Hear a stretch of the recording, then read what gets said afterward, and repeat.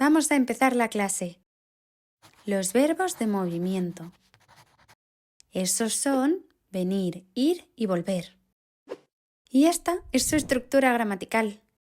Por ejemplo, yo voy al parque con Oli. O tú vuelves a casa en coche. Él vendrá a la fiesta con Gato.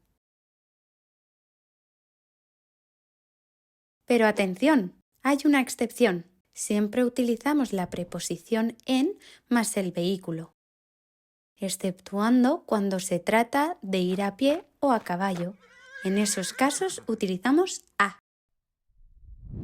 También puedes ir desde un lugar hasta otro. Por ejemplo, voy desde la peluquería hasta la pastelería.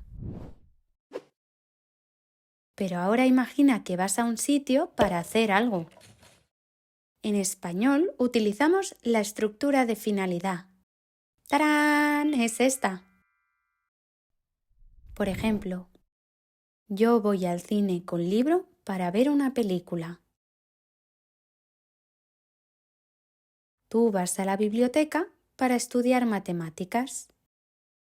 O por último, ella vuelve a casa en bicicleta para descansar. Si quieres practicar pero te falta vocabulario, haz clic en este vídeo.